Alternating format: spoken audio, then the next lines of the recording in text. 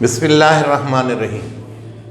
السلام علیکم پیارے بچوں، آج جو ہے لیکچر نمبر 3 اور نظم حمد۔ تو شعر نمبر 3 ہے بیٹا،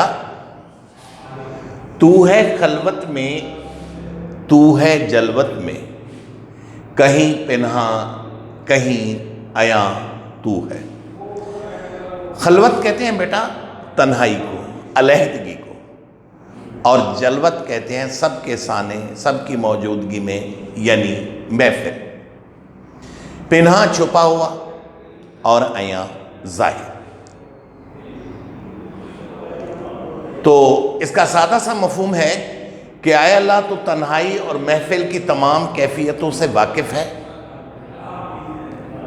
تو آنکھوں سے نظر نہیں آ رہا، لیکن کائنات میں قدم قدم پر بکھری ہوئی نشانیاں تیرے وجود کی گواہی دیتی ہیں۔ ان سے پتہ چل رہا ہے کہ ادنا سے اعلیٰ تک کوئی چیز بھی تیری قدرت سے باہر نہیں ہے۔ گلزار ہست و بود ہے نہ بیگانہ وار دیکھ، ہے دیکھنے کی چیز اسے بار بار دیکھ۔ دیکھیں، اللہ رب العزت ہمیشہ سے ہے، ہمیشہ رہے گا۔ کوئی اس کا ہمسر نہیں، کوئی اس کا ثانی نہیں۔ اللہ تعالیٰ اپنی ذات اور صفات میں بے مثل بے مثال ہے۔ اللہ جیسی سننے کی طاقت کسی کے پاس نہیں، اللہ جیسی دیکھنے کی طاقت کسی کے پاس نہیں۔ اللہ تعالیٰ سمع و بصر اور ارادے کی قوت ایسی رکھتے ہیں جو کائنات میں کسی اور کے پاس نہیں۔ اللہ تعالیٰ خالق ہے۔ آپ شاید یہ اللہ کے وجود اور موجودگی کا اقرار کرتے ہوئے کہتا ہے کہ اللہ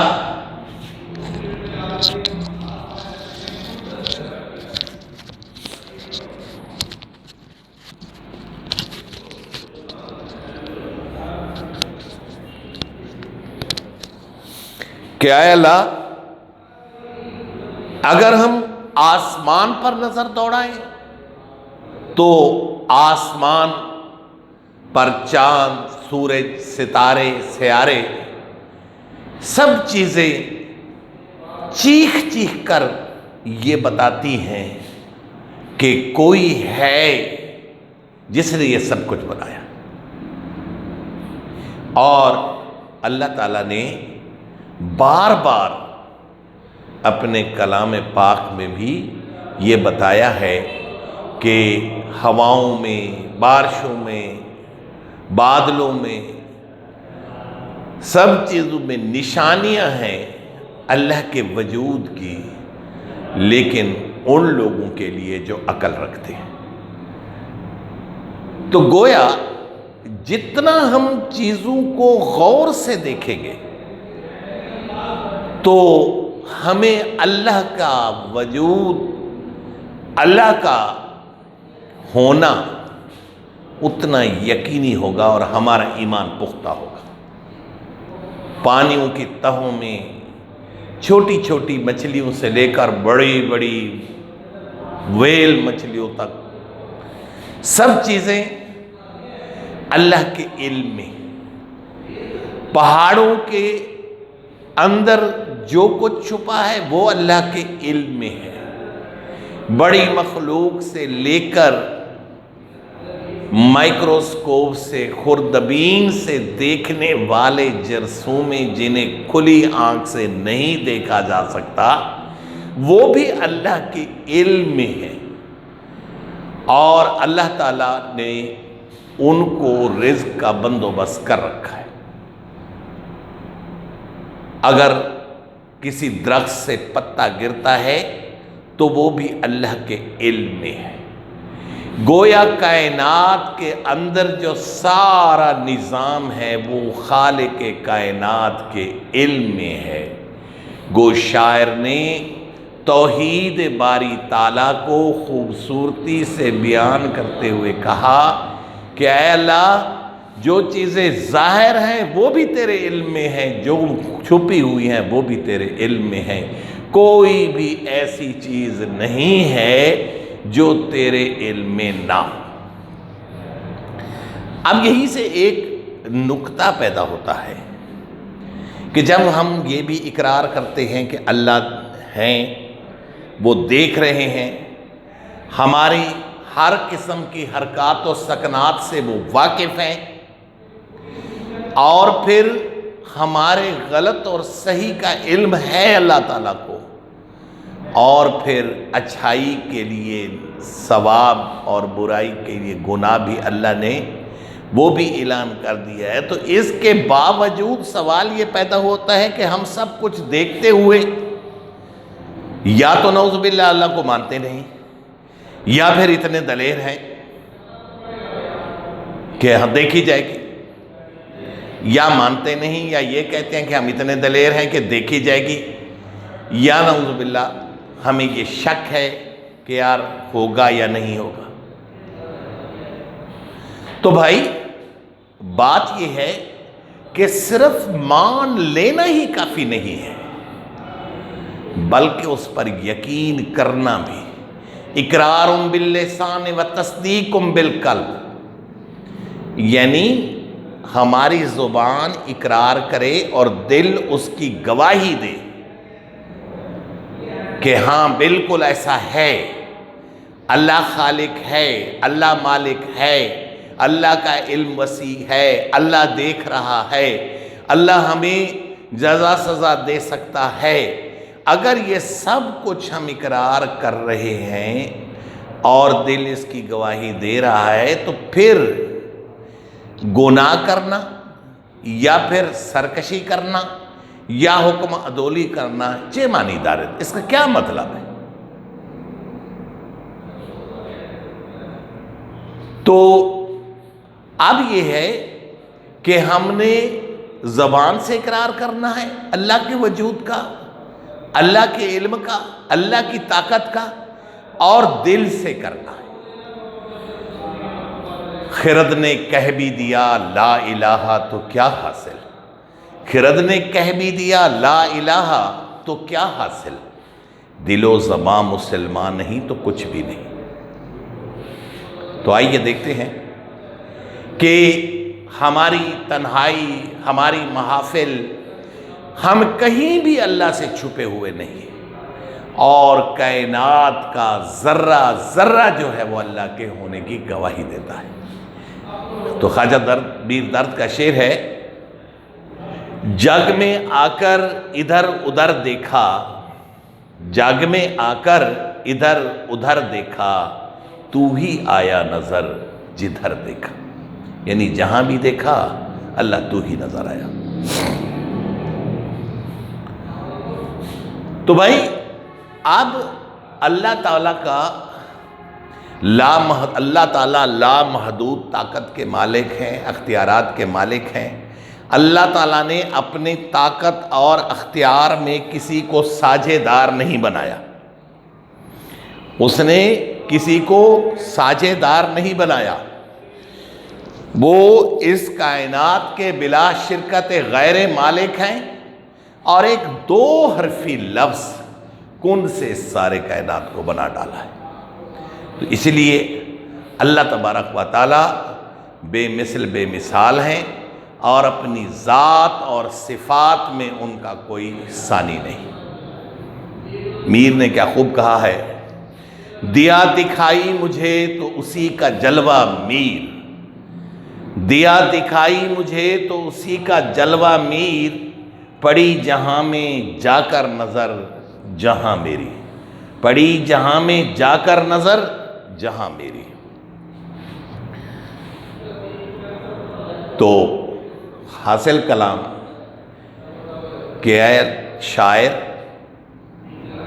گلہ عقیدت پیش کرتے ہوئے توحید باری تعالیٰ کا اقرار کرتا ہے کہ اے اللہ تو سمیع و بصیر ہے، تو ہر جگہ اور ہر آن موجود ہے، اور تو ہماری محفل اور ہماری تنہائی دونوں جو ہیں وہ تجھ سے پوشیدہ نہیں۔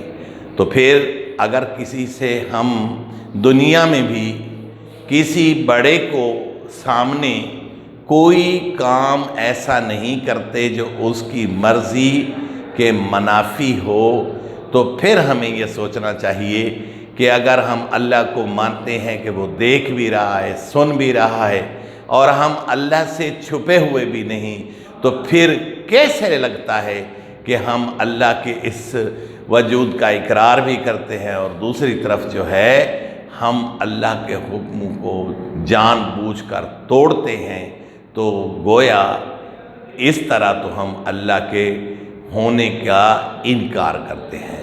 اللہ تعالیٰ ہمیں اپنی ذات کو پہچاننے کی توفیق دے اور ہمارے دلوں کے اندر توحید کا جو خزانہ ہے، جو توحید کی نعمت ہے، اس سے ہمارے قلوب و اذہان کو منور کرے۔ آمین۔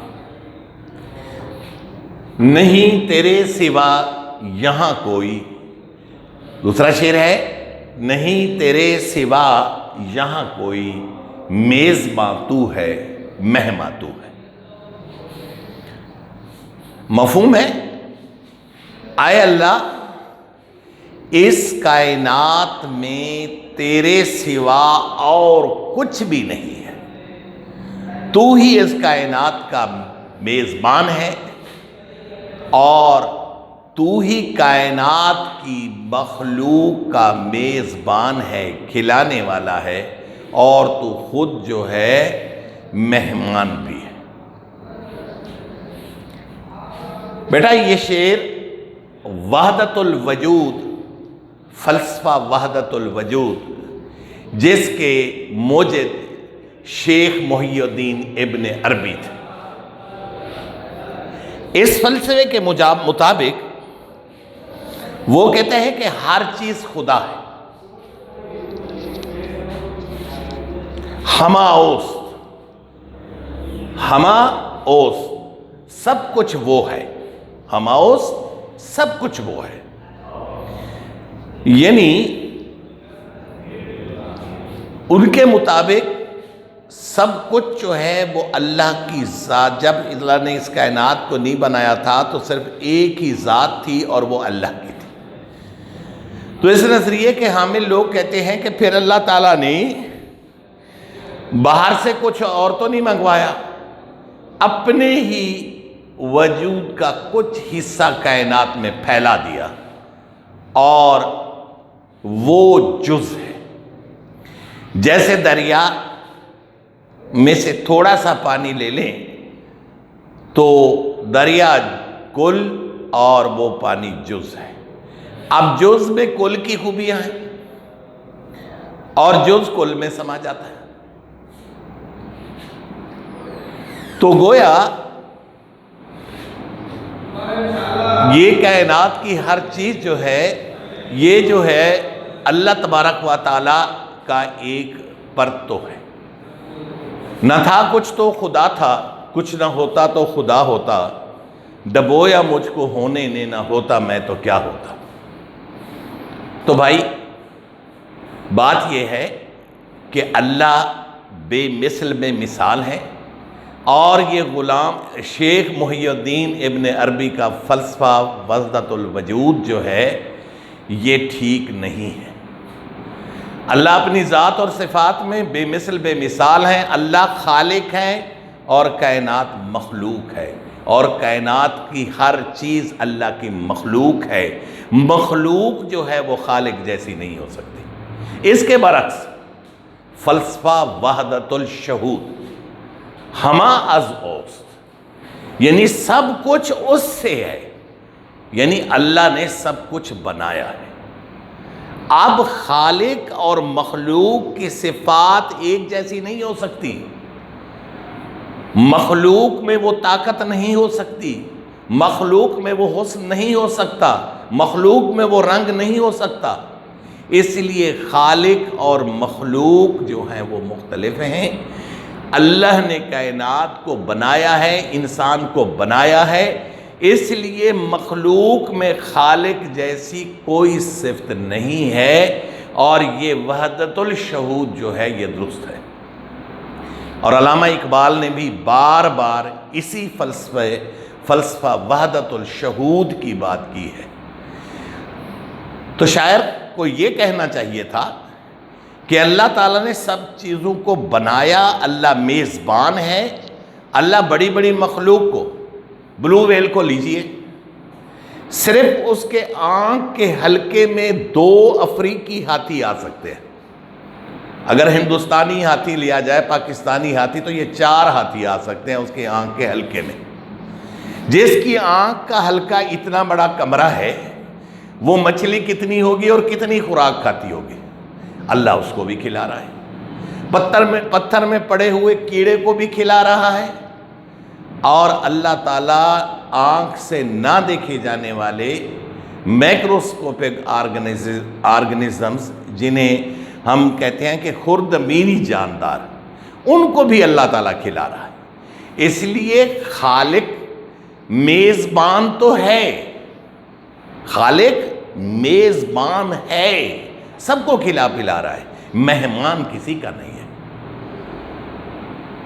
ہما از او، سب کچھ اس سے ہے۔ تو آئیے ہم اس کو دیکھتے ہیں، اس تناظر میں سمجھتے ہیں کہ اللہ تعالیٰ نے اس کائنات کو بنایا، 2 حرفی لفظ کن سے کائنات بن گئی، کائنات کی ساری مخلوق آ گئی، ساری مخلوق کو بلا شرکت غیر اللہ تعالیٰ سب کو کھلائے جا رہا ہے۔ ہم پڑھتے ہیں الحمدللہ رب العالمین، تمام تعریفیں اس خدا کے لیے ہیں جو پالنے والا ہے تمام جہانوں کا۔ دیکھیں اللہ پالنے والے ہیں، اللہ پالنے والے ہیں، اللہ مہمان نہیں ہے۔ تو بیٹا اس میں ایک بار پھر توحید باری تعالیٰ بیان ہوئی ہے۔ اس میں بہت سارے لوگوں کا فلسفہ وحدت الوجود، اس کے بہت سارے لوگ جو ہیں وہ پیروکار رہے ہیں۔ منصور حلاج بھی اسی فلسفہ وحدت الوجود کا قائل تھا۔ اس کا ایک شعر ہے کہ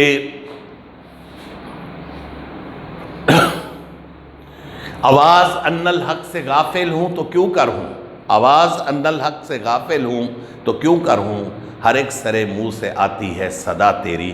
تو اللہ تبارک و تعالیٰ ایک بار پھر اقرار کرتے ہیں کہ اللہ تعالیٰ بے مثل بے مثال ہیں، وہ بے نیاز ہیں، ان کی کوئی ضرورت نہیں ہے۔ اللہ تعالیٰ کو نہ اونگ آتی ہے نہ نیند آتی ہے۔ اللہ تبارک و تعالیٰ کائنات کے ذرے ذرے سے واقف ہیں، اور تمام مخلوق کو، جن ملک انسان، اربوں کھربوں قسم کی مخلوق ہے، سب کو اللہ تعالیٰ دیکھ رہے ہیں، ان کی ضرورتوں کو پورا کر رہے ہیں۔ تو پھر اس تناظر میں توحید باری تعالیٰ کا اقرار کرنے کے بعد ایک موحد کے لیے، مومن کے لیے ضروری ہو جاتا ہے کہ جب وہ اقرار کرے تو وہ یقین کر لے کہ میرا خدا دیکھ رہا ہے، سن رہا ہے، اور وہ میری تمام ضرورتوں کو پورا کر سکتا ہے۔ اللہ تعالیٰ ہم سب کو توحید باری تعالیٰ پر یقین کامل رکھنے کی توفیق عطا فرمائے، آمین ثم آمین۔ Thank you, so nice of you.